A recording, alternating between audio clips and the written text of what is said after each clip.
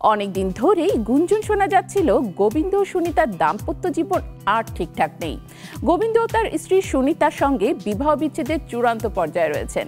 এখন শোনা যাচ্ছে তারা দুজনেই তাদের ৩৭ বছরের দাম্পত্য জীবনের ইতি টানার সিদ্ধান্ত নিয়েছেন।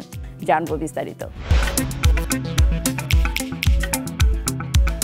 বলিউডে একসময় সুখী দম্পতি হিসেবে পরিচিত ছিলেন গোবিন্দ ও সুনিতা আহুজা।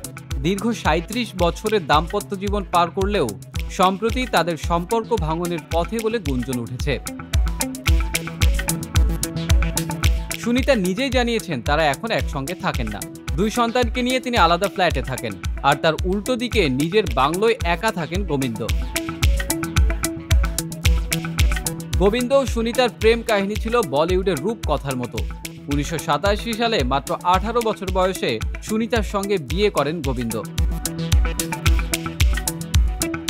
তবে ক্যারিয়ারের শুরুর দিকে তিনি বিয়ের খবর গোপন রেখেছিলেন, কারণ তার বিশ্বাস ছিল বিবাহিত নায়কের জনপ্রিয়তা কমে যেতে পারে।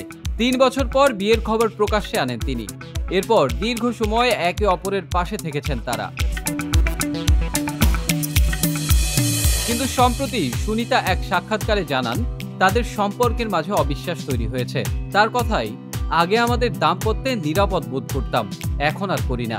এখন ওর ৬০-এর বেশি বয়স, জানি না কখন কি করবে। গুঞ্জন রয়েছে প্রায় অর্ধেক বয়সে এক মারাঠি অভিনেত্রীর সঙ্গে সম্পর্কে জড়িয়েছেন গোবিন্দ, আর এই কারণেই সংসার ভাঙছে।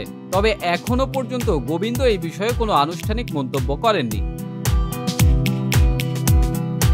তবে বলি পাড়ায় জোর গুঞ্জন তাদের বিচ্ছেদ এখন চূড়ান্ত পর্যায়ে। দীর্ঘ ৩৭ বছরের সম্পর্কের ইতি ঘটতে চলেছে, আর ভক্তরা বিস্মিত।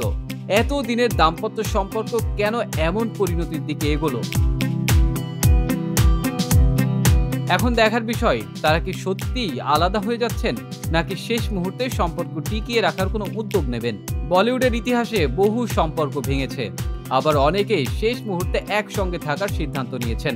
সময়ই বলে দেবে গোবিন্দ ও সুনিতা কি সিদ্ধান্ত নেন।